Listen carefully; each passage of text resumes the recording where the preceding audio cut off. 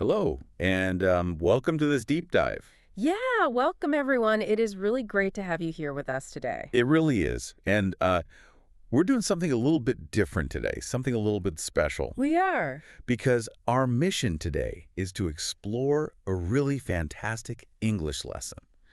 The lesson is called Talk with Alex and Sophia, Episode 1, at the coffee shop. Right, at the coffee shop. And because this source material is built specifically for beginners, for people just starting out, we're going to adjust how we speak today. Exactly. We are going to speak a little bit slower than usual. Yes, slower. And we will use very clear, very simple words.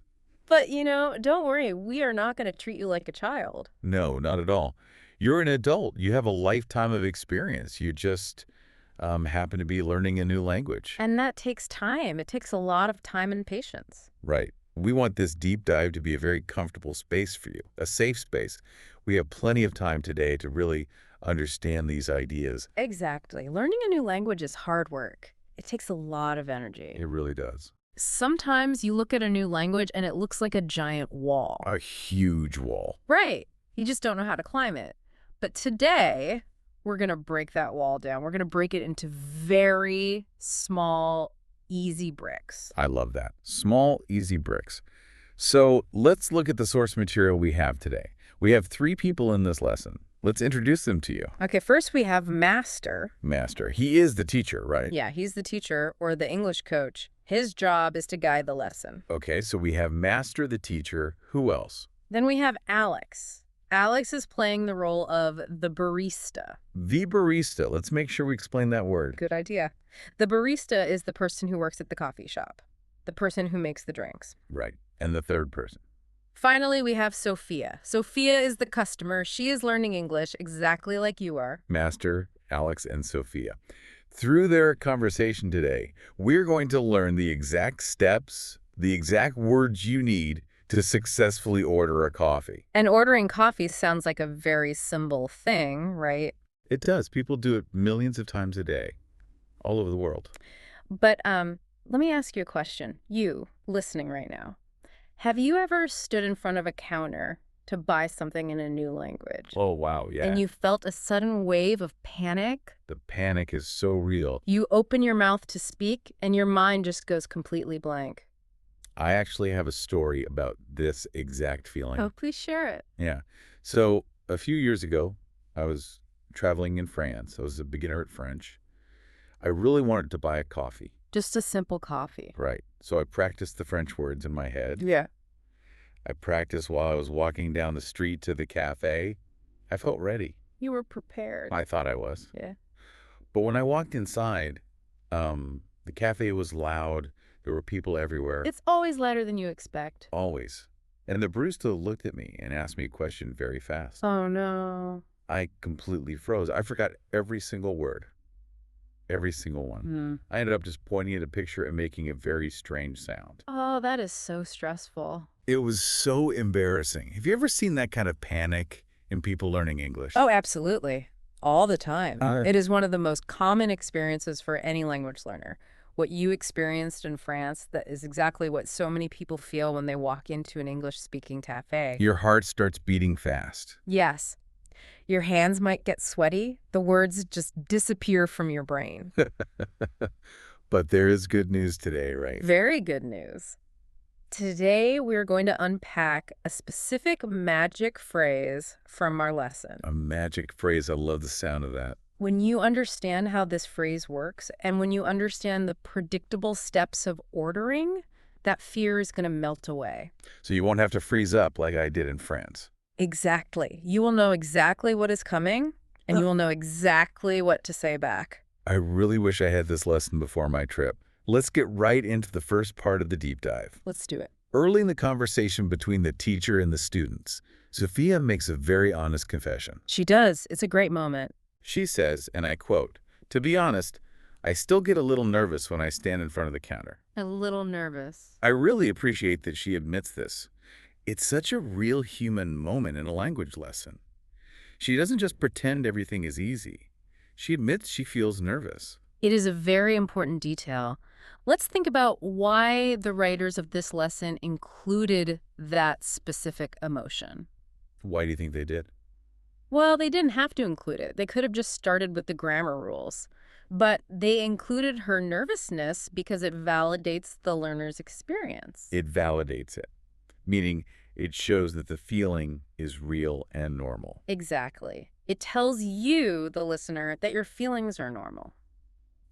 Let's think about the physical space of a coffee shop for a second. Okay, picture the space.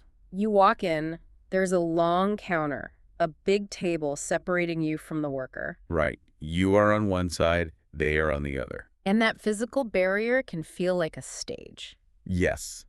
A stage, it feels like you're an actor, you have to perform a play, but you don't know the lines. Exactly. And it's not just a language test.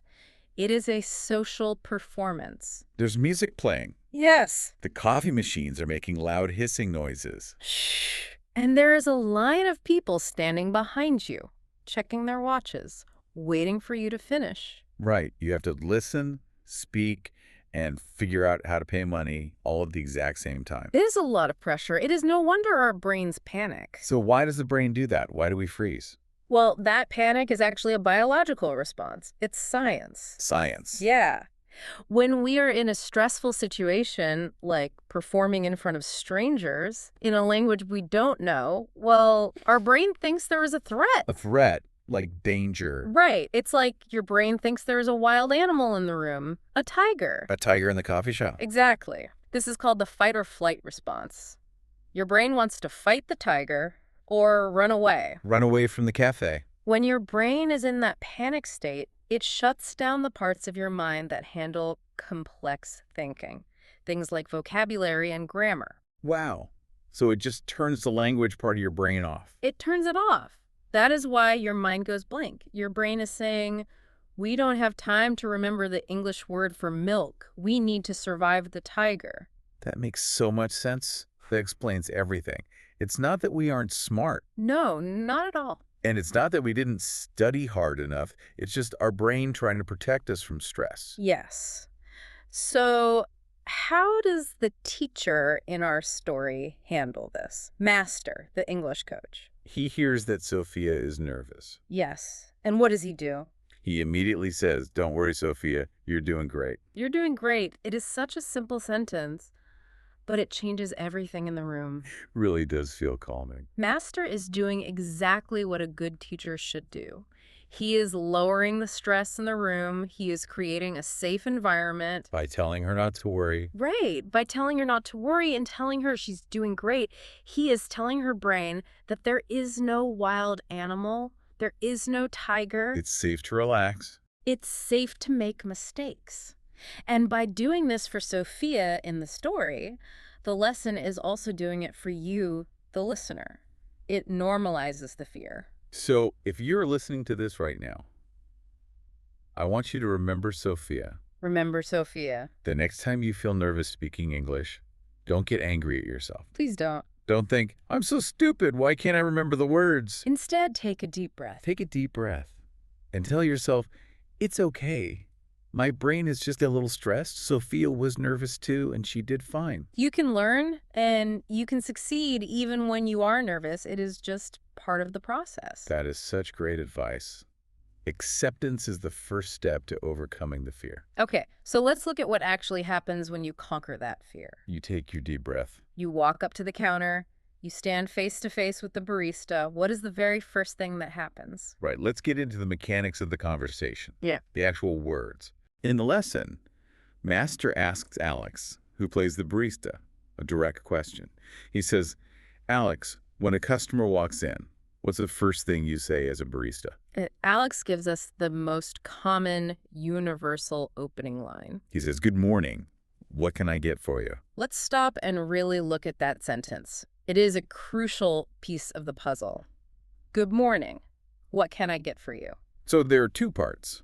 First, there's the greeting, good morning, or maybe hello, or hi there. Right. The greeting establishes a friendly connection, but the second part is where the real work happens. What can I get for you? Alex explains in the source that this is a friendly way to ask what you want to order. But wait, let me put myself in the shoes of a beginner. Okay. Why doesn't the barista just say, what do you want? Ah. That is a much simpler sentence. What do you want? The words are easier. Why do they use this longer phrase, what can I get for you? That is a fantastic question, and it points to a big difference in cultures. How so?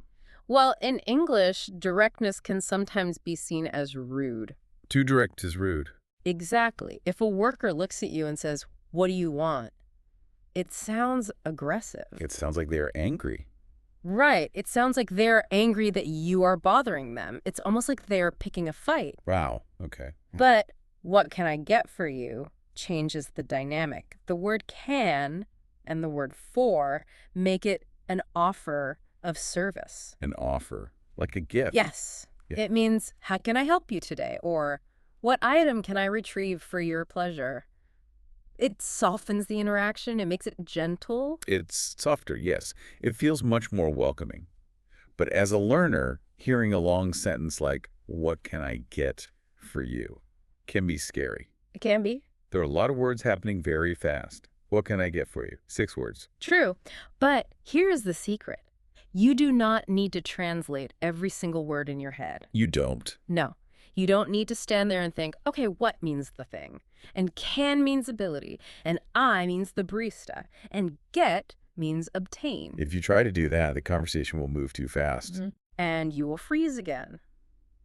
Instead, you just need to recognize the shape of the sentence. You need to learn its rhythm. The rhythm, the music of the language. Exactly. Every language has a melody. When the barista says, "What can I get for you?" it usually has a specific bounce to it. A bounce. Like a song. Da-da-da-da-da-da. What can I get for you? Once you recognize that melody, your brain knows, this is the part where they ask for my order. You aren't translating the words. You are just reacting to the sound cue. Yes. And this brings us to a really powerful tool for learners. Anticipation. Anticipation. Let's explain that word clearly. Anticipation means knowing what is going to happen before it actually happens. Precisely. Think about watching a movie you have seen 10 times. Okay. You know exactly when the scary part is coming. Right. So you aren't scared, you anticipate it, you are ready for it. So in the coffee shop, if you know the barista is going to say, what can I get for you? It's not a surprise. It is not a surprise. You walk up to the counter, you look at them, and you are waiting for that exact song. When they sing it, you are ready. Let's practice that. Let's help the listener build that anticipation right now. Let's do it. I want you, the listener, to imagine you're walking into a bright, warm coffee shop. You smell the roasted coffee beans. Smells good. You step up to the counter. I am the barista.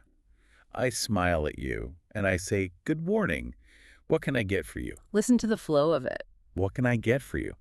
When you hear that sound, you don't need to panic. You know exactly what it means. It is your cue. It means it is your turn to speak. And this is where the lesson gets really exciting.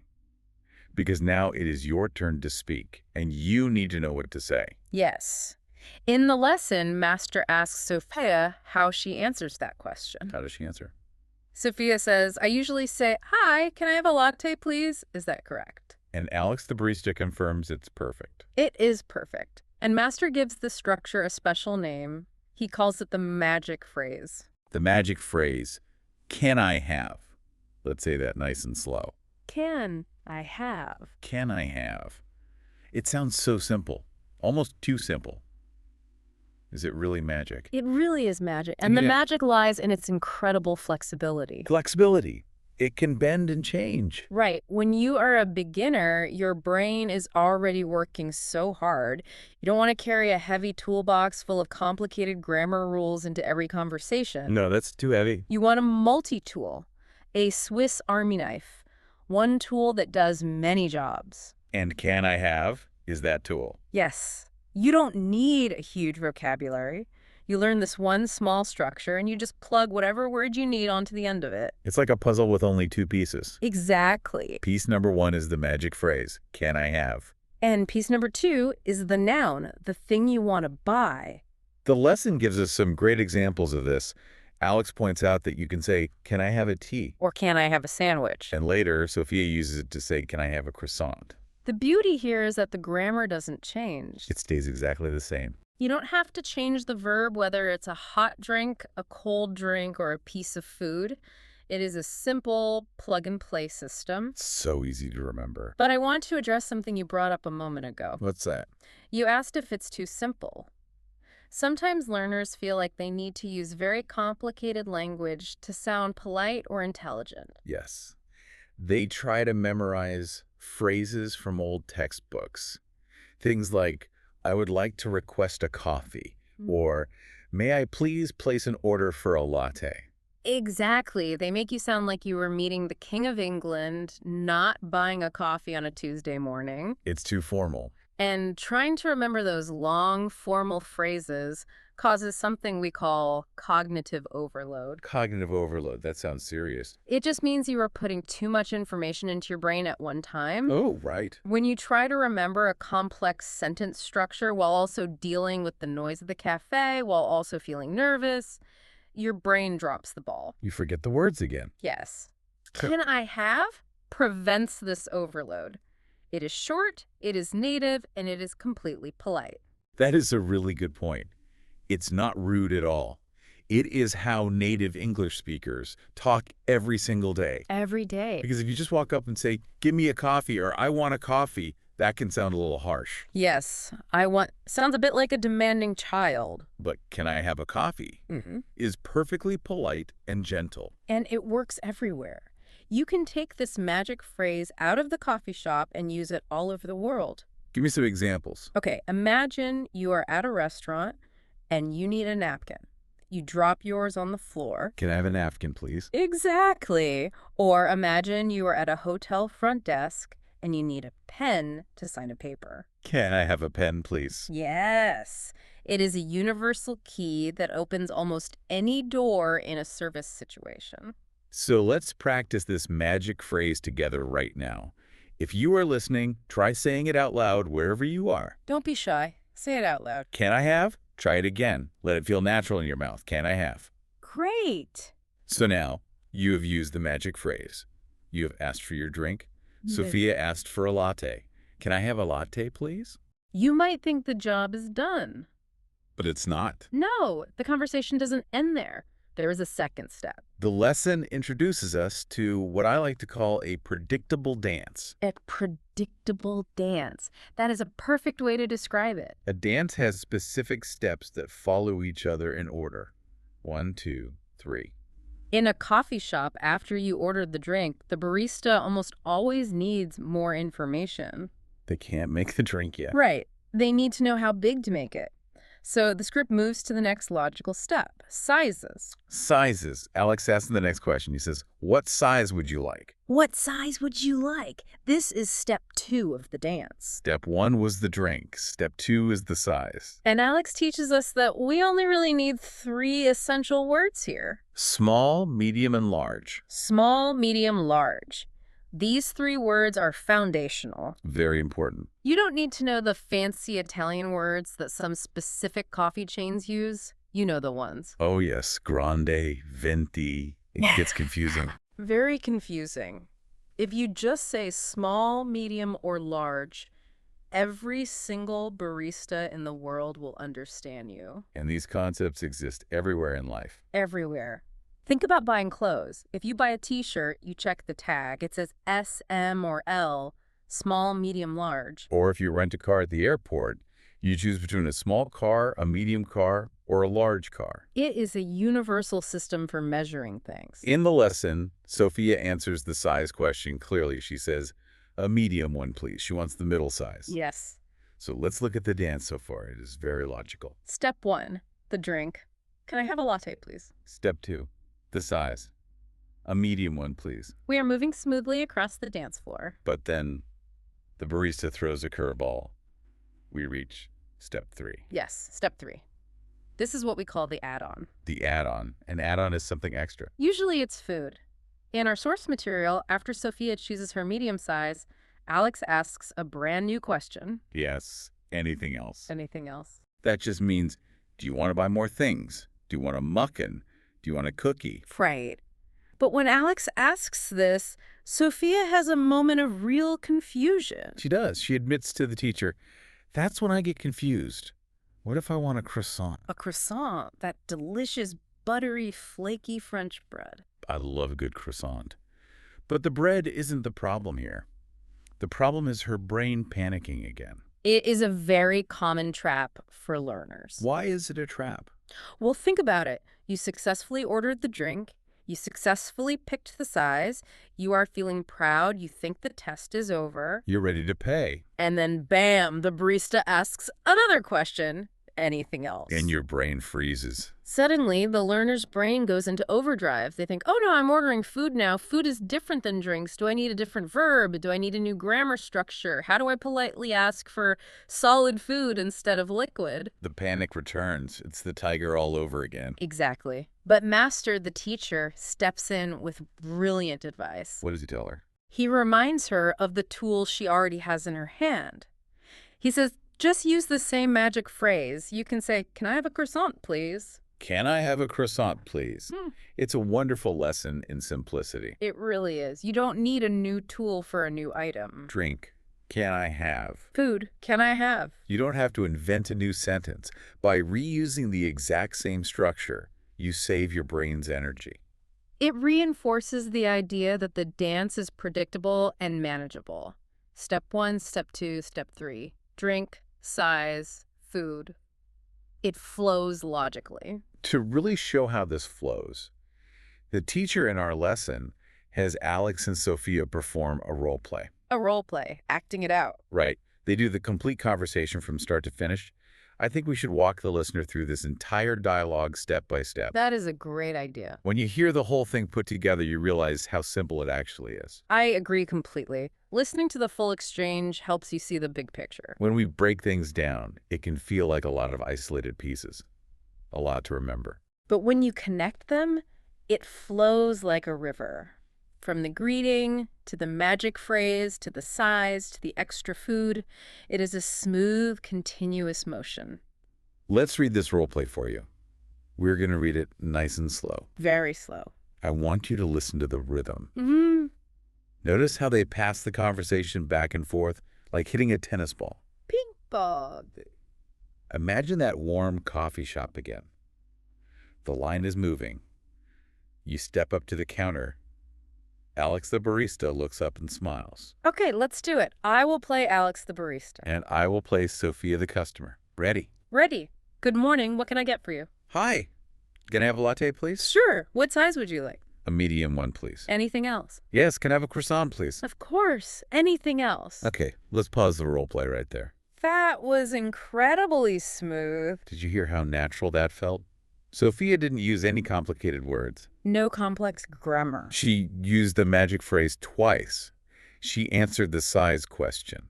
She followed the steps of the dance perfectly. The structure takes all the heavy lifting away, but notice what happened at the very end of that exchange. What happened? After Sophia ordered the croissant, Alex the barista asked the question again. He asked anything else again. Yes, this is the dangerous part.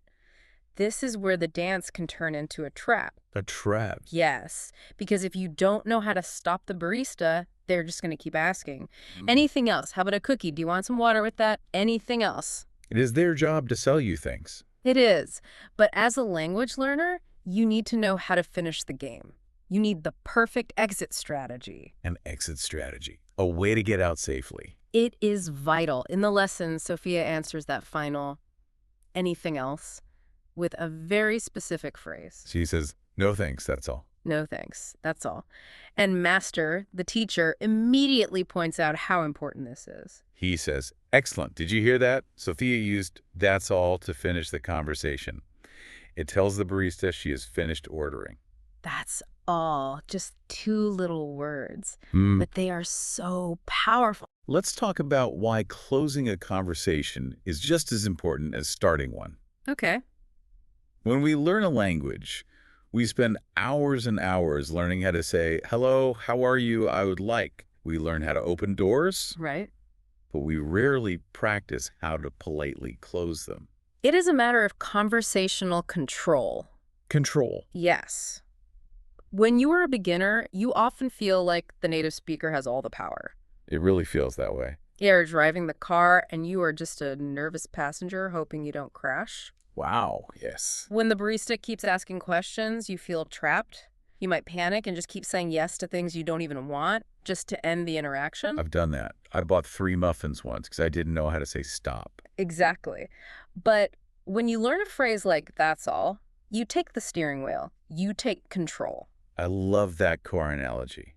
You're driving the car, and that's all is the brake pedal. The brake You pedal. decide when the car stops. It's a feeling of power. Exactly. It politely but very firmly closes the loop. It sends a clear signal to the barista. I am done ordering. Please stop asking me questions and tell me how much money I owe you. It prevents confusion. It Hey, cuts off the anxiety. The dance is officially over. It is such a clean exit. No thanks. That's all. Let's have the listener practice that right now. Good idea. Imagine, I am the barista. I have just handed you your coffee and your croissant. I look at you and say, would you like to buy a bag of coffee beans today?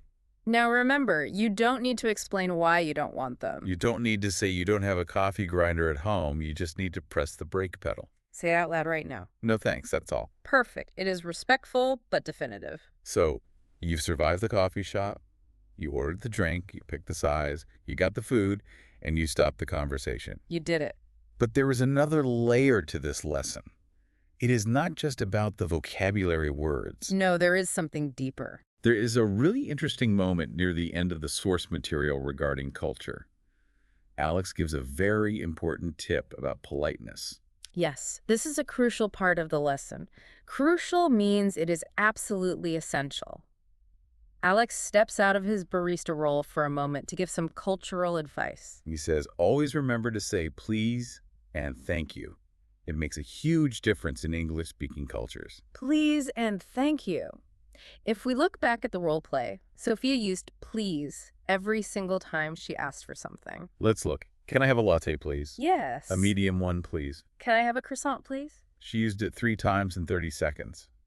To some learners, that might feel like too much.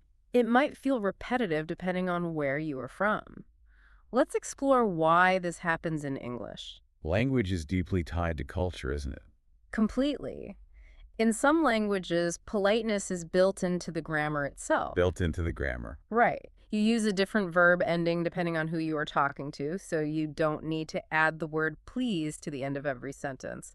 The grammar already shows respect. But English grammar is pretty flat. A verb is just a verb. Exactly. Because English doesn't have those built-in levels of formal grammar, we rely on these small words, please and thank you, to act as social glue. Social glue, the stuff that holds us together. Yes, it keeps our interactions smooth and happy. It shows that you respect the worker. If you just say, can I have a coffee, it is grammatically correct. But can I have a coffee, please, adds a layer of warmth. It acknowledges the other person's humanity. It shows you see them. And what's really fascinating is Sophia's reaction to this advice. She agrees with Alex, but she adds her own insight. She says, that's a good point, Alex. It makes me feel more confident, too. More confident, too. Let's unpack that. Yeah. Why would saying please make the learner feel more confident? How does politeness build confidence? That's a great question, because normally we think of politeness as something we do for the other person. Right, but it's a brilliant observation by Sophia, and it ties back to the psychology we discussed at the very beginning. The fight or flight response. Yes. When you use the correct cultural manners, when you say please and thank you with a warm tone, how does the other person react? They usually react warmly, they smile, they relax. Right. And if you are standing at the counter feeling a little nervous and the barista smiles at you and treats you kindly, what happens to your brain? The fight or flight response turns off. The tiger leaves the room. Exactly. You realize you are in a safe space. Your brain says, oh, this person likes me. I'm doing a good job. It creates a positive feedback loop. You are polite, they are kind, you feel safe.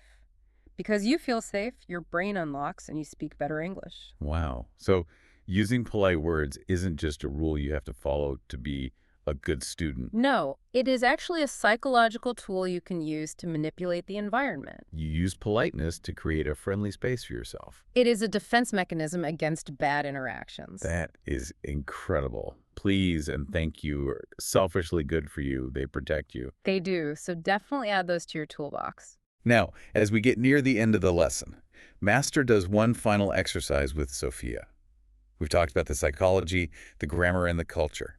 But Master wants to practice the physical mechanics of speaking. Yes, the physical act of making sounds. Language isn't just in your brain, it is in your body. In your body. At the end of the script, Master leads a pronunciation practice. The script shows Sophia speaking at 2 different speeds. First, she speaks at a very slow speed. She says, "Can I have a latte, please?" And then she repeats it at normal speed. "Can I have a latte, please?" Let's discuss why Master asks her to do this. Why practice so slowly? Why not just try to say it fast from the beginning? It comes down to something called muscle memory. Muscle memory, explain that. Muscle memory is a fascinating physical reality. Your mouth, your lips, your tongue, your jaw, they are all controlled by muscles. Just like your arms and legs. Exactly. When you speak your native language, your muscles have been doing those specific movements for your entire life. They know exactly where to go. They move incredibly fast without you thinking about it. It's like walking. You don't think about how to bend your knee or move your foot. Your muscles just remember how to do it. Exactly. But English requires different shapes. It requires your tongue to hit your teeth in ways it never has before. It requires your lips to make new circles. New circles and new sounds. When you try to speak a new language at full speed, your muscles get confused. They try to use the old shapes for the new words. What happens then? You stumble over your words, or your accent becomes very thick and hard to understand. So it's like going to the gym to learn a new sport. If you want to learn how to play tennis, you don't start by hitting the ball as hard as you can. No, you would miss. You start by slowly practicing the swing. You move your arms slowly so your muscles learn the correct path. That is a perfect analogy. By saying, "Can I have a latte, please?" With pauses between every single word, Sophia is taking her mouth to the gym. The mouth gym. She is forcing her tongue and lips to form the exact correct shapes without rushing. She is building the physical tracks in her muscles. Once those tracks are built, she can speed the car up. But you have to build the track first. This is an incredibly effective way for beginners to practice alone at home. And look at the results. Look at the progression Sophia makes in this one short episode. Think about where she started and where she finishes. It's a big journey. At the very beginning, she was confessing her anxiety. She was nervous about the counter. She felt overwhelmed. Yes, she was in a state of fear. The tiger was in the room. But then she learned the pieces. She learned that the barista's greeting is predictable. She learned the multi-tool, the magic phrase. She learned the 3 steps of the dance. She learned how to hit the brakes with, "That's all." And she practiced the muscle movements. And by the end of the lesson, her entire attitude has shifted. She tells Alex, "Thanks, Alex. I feel much better now. I can't wait for our next episode." She went from being scared of the coffee shop to being excited for the next challenge. That is true confidence. And Master teases what that next challenge will be. He says, "Next time we'll talk about shopping at the supermarket." The supermarket. Another challenge. This highlights a great truth about language learning. The learning never really stops. There is always a new situation. Always. But it gets so much easier when you realize that every situation is just a new set of predictable steps. I think we should encourage our listeners to try this physical practice right now. Yes, let's do it. You don't need a teacher in the room with you. You can train your own muscle memory today. Yeah. If you are listening, whether you're driving or washing dishes or sitting on the train, let's do the gym workout together. We're going to say the magic phrase incredibly slowly.